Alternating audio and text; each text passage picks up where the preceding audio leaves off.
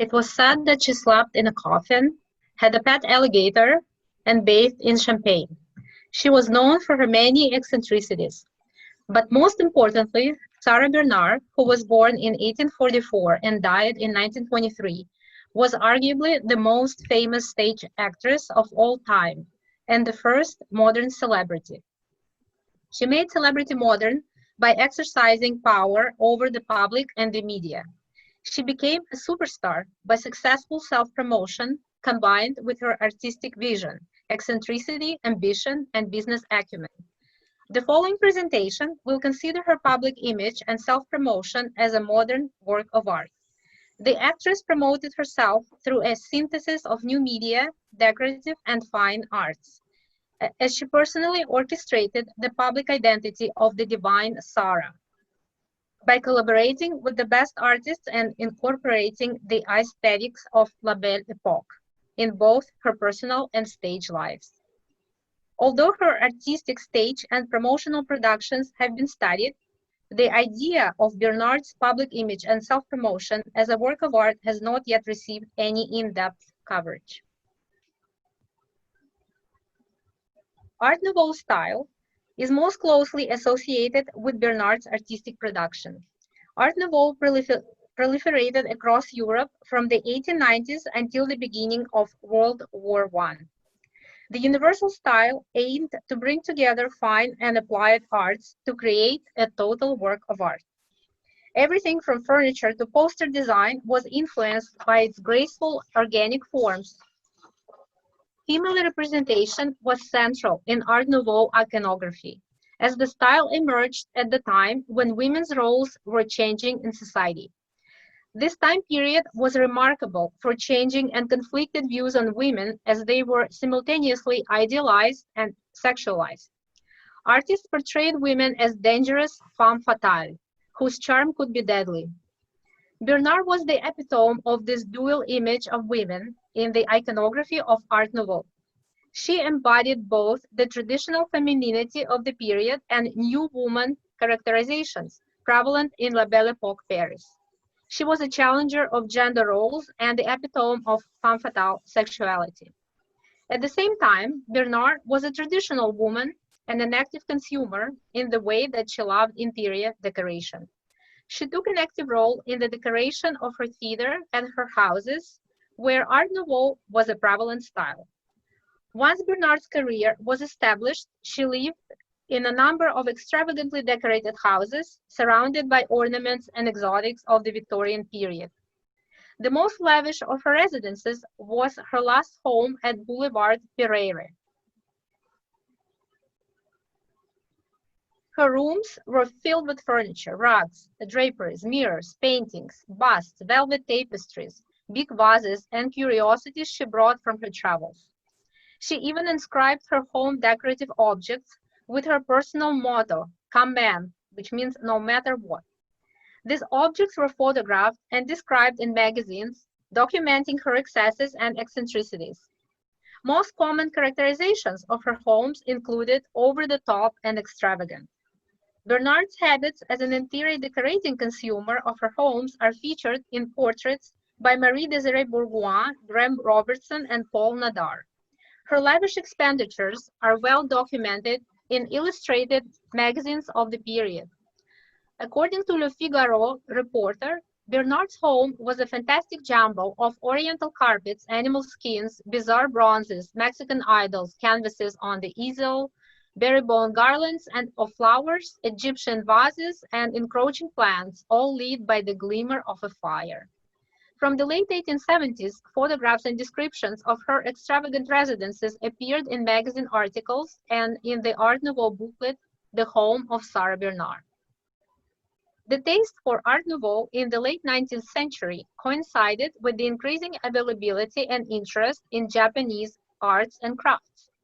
Lacquers, bronzes, fans, ceramics, particularly the ukiyo prints, with their curvilinear lines and forms. This powerful fascination with Japanese art that took place in the West was coined as Japonism. Bernhardt was part of an avant-garde group of artists and collectors who were fascinated with Japanese arts and adopted them into France between 1860 and 1890. Bernhardt's taste for Japanese fashion can be traced in a number of her portraits. For example, in Marie-Desirée Bourgoin's portrait of Sarah Bernhardt, painting in her studio, she's portrayed painting a model dressed in a kimono and seated before an Asian screen. In the 1881 photographic portrait of Bernhardt as Marguerite in La Dame aux Camélias, she's holding a Japanese-style umbrella. In George Antoine Rochegrosse's portrait of Sarah Bernhardt, reclining in a Chinois interior of 1894, she is dressed in a colorful kimono-style gown and looking at a group of hanging masks. Jewelry was one of the most successful expressions of the spirit of the Art Nouveau movement. The importance of jewelry is representative of the prevalent feminism at the turn of the century. Jewelry and femininity were often associated with one another. Bernhardt patronized Art Nouveau jewelry, commissioning a variety of pieces from a glass and jewelry designer René Lalique. Bernhardt's femme fatale image is also reflected in the iconography of the commissioned pieces. For her roles as Medea and Cleopatra, Alphonse Mucha and George Fouquet created snake bracelet, a golden serpent bracelet that coiled around the wrist. The snake's head, executed in cloisonné enamel technique, was embedded with opals, rubies, and diamonds. A thin gold chain connected the bracelet with the ring, also made as a small snake head.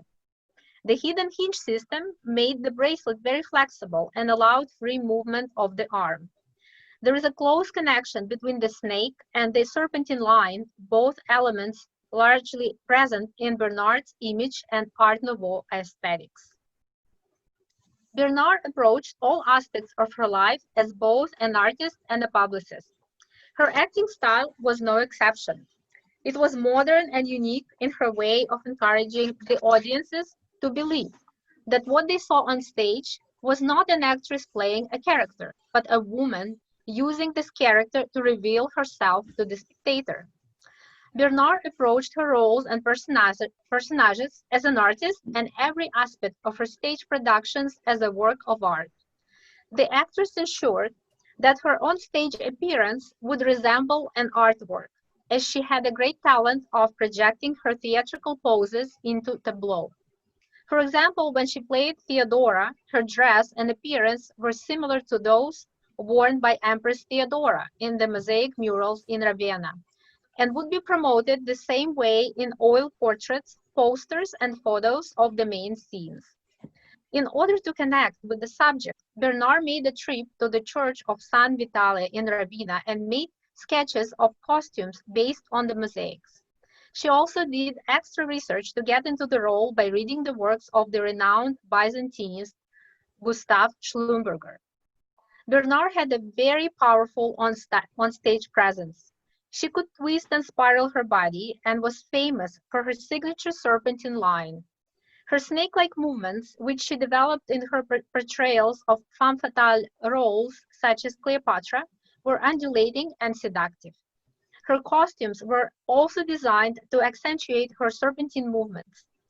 Bernhardt favored costumes that had a rich spiral potential, such as a full draped top, a low-fitting belt, and full flowing floor-length skirt.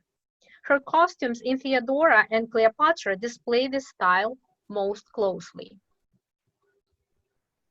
Journalist and stage critic Francisque Sarcey noted how Bernhardt's half-turn makes her costume spiral around her, and how she used her costume as a key feature of her performance. As a result, Bernhardt's signature serpentine movement, as well as the spiraling folds of her costumes, became part of her public image and were highlighted in a variety of her portraits. Bernhardt's spiraling style inspired Alphonse Mucha to create a series of Art Nouveau posters featuring her in 6 theatrical roles: Gismonda, La Dame aux Camélias, Lorenzaccio, Medea, La Tosca, and Hamlet. These posters masterfully combine Bernhardt's serpentine gestures as well as the